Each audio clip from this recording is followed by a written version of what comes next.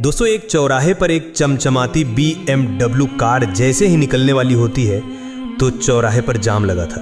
तो जो व्यक्ति उस कार में बैठा हुआ था वो अपने ड्राइवर से कहता है कि भाई साहब थोड़ी देर रुक जाओ, इतनी भी क्या जल्दी है, बहुत सारे लोग सामने खड़े हुए हैं और मुझे लग रहा है कि जाम काफ़ी दूर तक लगा हुआ है, इसलिए जल्दबाजी ना करो, आराम से चलते हैं। उसका ड्राइवर उसके द्वारा बताए गए निर्देश के अनुसार गाड़ी को उसी भरे चौराहे पर रोक लेता है, तब तक के लिए जब तक के लिए वो जाम खाली ना हो जाए। तो दोस्तों, आज की कहानी जो है वाकई में झकझोर देने वाली कहानी है और सीख देने वाली कहानी है।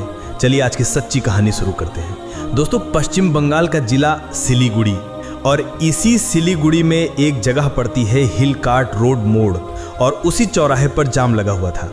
एक BMW कार, उसमें बैठे अमित राय जो कि BMW के मालिक थे, वो किसी विशेष काम से कोलकाता जा रहे थे। और जैसे ही चौराहे पर BMW कार रुकती है तो अमित राय बहुत ही दयालु किस्म के आदमी हैं और वो देखते हैं कि उनकी गाड़ी के आसपास 3-4 महिलाएं आती हैं जो गंदे कपड़े पहनी हुई हैं, गंदे से कपड़े पहने हुए हैं और उनका कपड़ा बहुत ही मैला कपड़ा है। तो ये देखकर उन्हें लगता है कि जैसे ये लोग भीख मांगने वाले हैं। जैसे आपने देखा होगा बहुत सारे चौराहों पर खड़े रहते हैं। अमित राय का ड्राइवर जैसे ही BMW का शीशा नीचे करता है, वैसे ही अमित राय अपने जेब में हाथ डालते हैं और जेब से पर्स निकालते हैं और अपनी पर्स से कुछ रुपयों की गड्डी निकालते हैं और कुछ रुपए के नोट निकालने के बाद वो 3-4 महिलाओं को अमित 1000 रुपये देता है। उसके बाद वो देखता है कि अब जाम खुल गया है, तो ड्राइवर से कहते हैं कि अब गाड़ी आगे बढ़ाओ। जैसे ही गाड़ी आगे बढ़ने वाली होती है, दोस्तों, अमित राय देखते हैं कि उनकी खिड़की के पास एक महिला खड़ी है जो लगातार उनकी खिड़की पर हाथ मार रही है और करीब बाबूजी हमें तो आपने कुछ दिया ही नहीं। अमित राय जब शीशे के अंदर से उसे देखते हैं तो उन्हें ऐसा लगता है कि जैसे ये इस महिला को जानते हैं, पहचानते हैं। अमित राय तुरंत अपनी कार का शीशा नीचे करते हैं और वो महिला राय के पास चलकर आती है और अपना सर उस कार के अंदर डाल देती है और अमित राय से कहती हैं कि बाबूजी आपने तो मुझे कुछ दिया ही नहीं। जैसे ही वो अमित राय उस महिला को देखते हैं और कहते हैं, अरे तुम यहाँ क्या कर रही हो? वो कहती हैं कि आप अमित हैं? तो कहते हैं कि हाँ मैं अमित हूँ, लेकिन तुम यहाँ क्या कर रही हो? दरअसल ये कोई महिला और नहीं बल्कि अमित राय की तलाकशुदा पत्नी थी। दोनों का तलाक तकरीबन 3 वर्ष पहले हो चुका था। दोनों एक दूसरे को देखते हैं।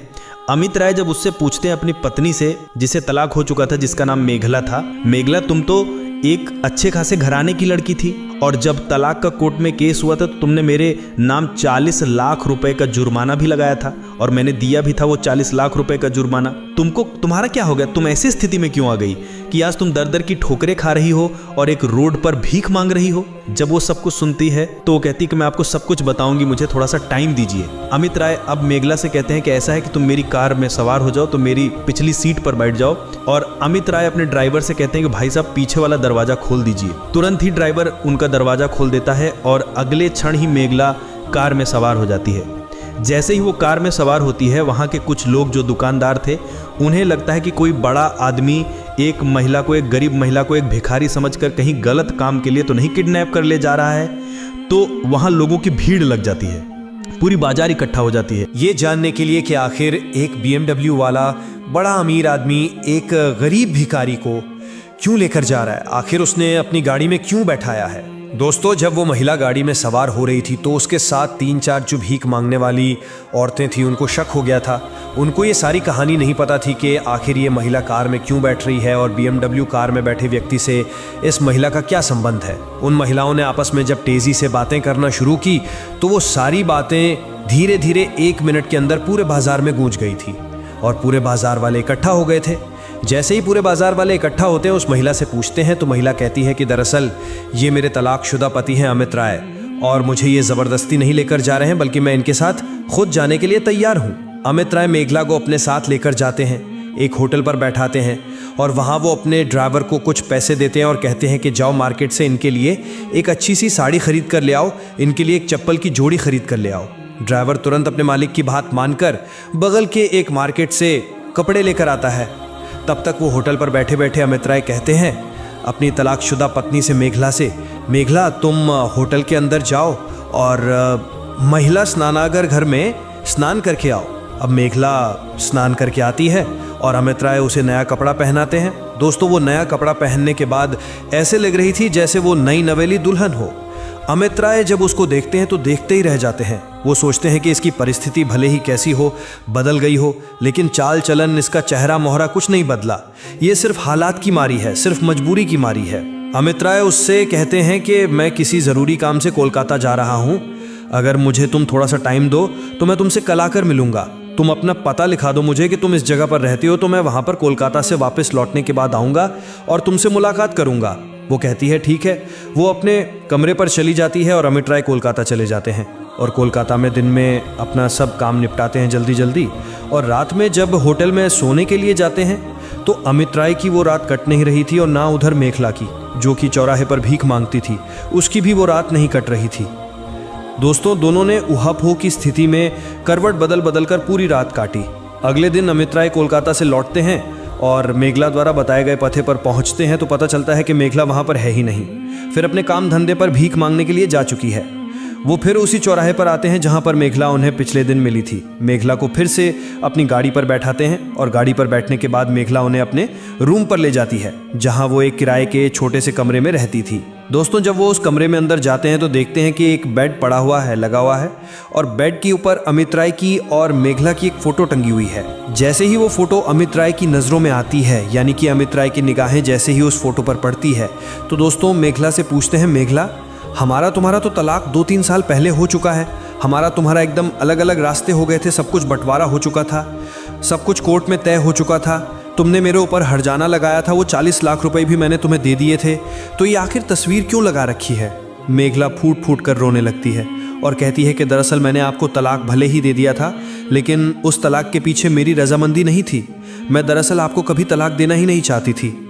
मैं आज भी आपको उतना ही प्यार करती हूँ जितना कि शादी के बाद किया करती थी, यानी कि तलाक के पहले की करती थी आपको।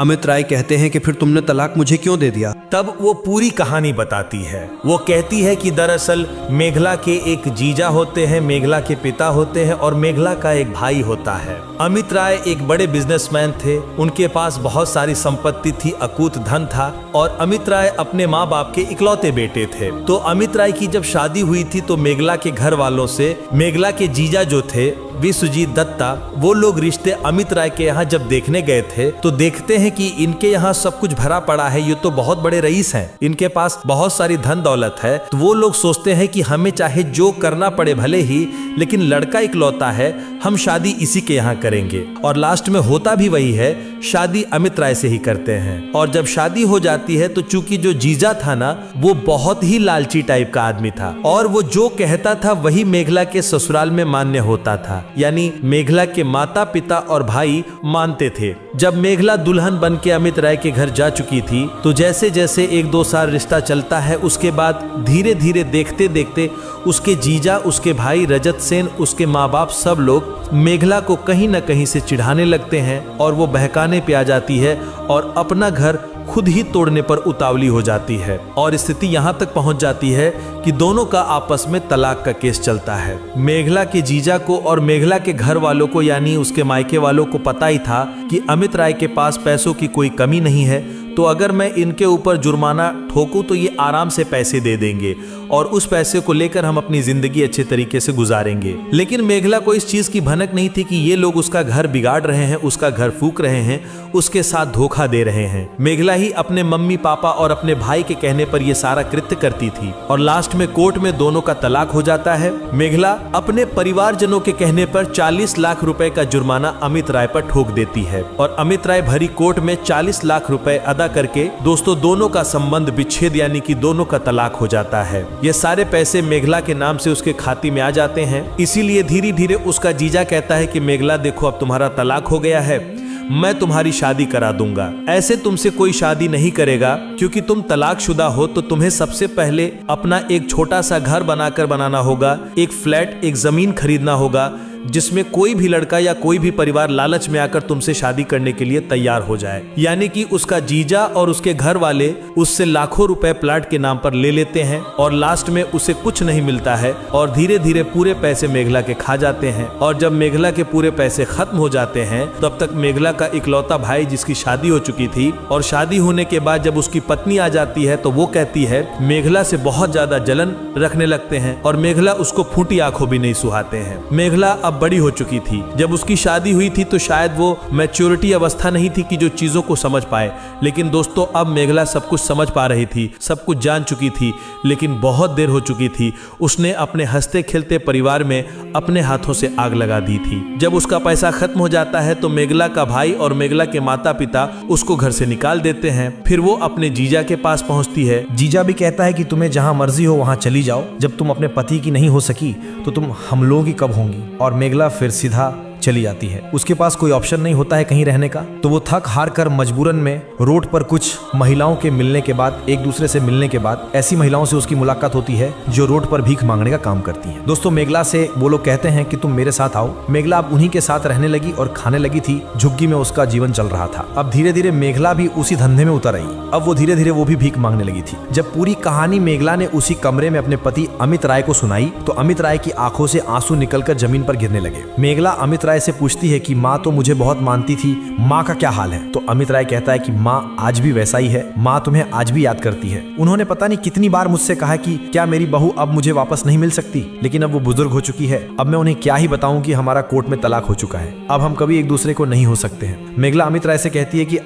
अगर दिल सच्चा हो, मोहब्बत सच्ची हो और इरादे नेक हो तो हम अभी भी एक हो सकते हैं। अमित राय कहता है नहीं, कानूनी तौर पर, धार्मिक तौर पर हम हर तरीके से अब अलग हो चुके हैं। इतना कहकर वो कुछ पैसे निकालता है और कहता है कि ये पैसे रखो, हर महीने का जो तुम्हारा खर्चा होगा उसे मैं देता रहूंगा, मुझसे लेते रहना, लेकिन मैं तुम्हें अपने साथ नहीं ले जा सकता हूँ, नहीं रख सकता हूँ। तो मेघला को पैसे देता है, मेघला को, और अपनी कार BMW में बैठ जाता है। जैसे ही वो कार सवार हो जाता है मेघला उसके पाँव पकड़ कर रोने लगती है और अमित राय का भी दिल पिघल जाता है। वो कहते हैं कि एक बार मुझे अपनी सासू माँ से बात करा दो। अमित राय अपनी जेब से अपना मोबाइल निकालते हैं और तुरंत अपनी माँ को कॉल करते हैं और कहता है कि माँ मेघला मिल गई, मेघला से बात करना है। जैसे ही उसकी माँ ये बात सुनती है, यानी कि उसकी बहू मेघला आज कितने दिनों बाद उसके बेटे को मिली है, वो तुरंत अपने बेटे से तपाक से बोल पड़ कहती है कि बेटा बात कराओ मुझे बहू से। अमित अपने फोन को अपनी तलाकशुदा पत्नी मेघला को पकड़ाता है। अब सास और बहू दोनों एक दूसरे से काफी बात करते हैं और अमित राय की माँ सुप्रिया देवी उससे कहती है कि ऐसा करो कि तुम बहू को सीधा घर वापस लेकर आओ। अब अमित अपनी माँ की बातों को टाल नहीं सकता था, काट नहीं पा रहा था, तो अपने उसी BMW में मेघला को बताता है और सीधा लेकर अपने घर पहुंचता है। दोस्तों जैसे ही घर पहुंचता है वो देखता है कि उसकी माँ आरती की थाल सजाए अपनी बहू का इंतजार कर रही थी। वो अपनी बहू की आरती करती है, दोनों एक दूसरे के गले मिलते हैं, सास और बहू, और खुश होते हैं। उसके बाद अमित कहता है कि माँ ये वही मेघला है जिसने कोर्ट में मुझसे 40 लाख रुपए का जुर्माना लिया था और मैंने 40 लाख रुपए भरे थे। क्या इस महिला को दोबारा अपने घर में रखना चाहिए? तो उसकी माँ उससे कहती है कि बेटा अगर सुबह का भूला शाम को घर वापस आ जाए तो उसे भूला नहीं कहते हैं। ये भी इंसान है और गलतियां हमेशा इंसानों से ही होती है। अगर इसमें कोई गलती हो गई है तो इसे माफ कर दीजिए। अमित अब अपनी तलाकशुदा पत्नी मेघला को माफ कर देता है और दोस्तों अमित और मेघला दोनों एक बार फिर अपनी नई जिंदगी की शुरुआत करते हैं और एक साथ बड़े प्यार से रहने लगते हैं।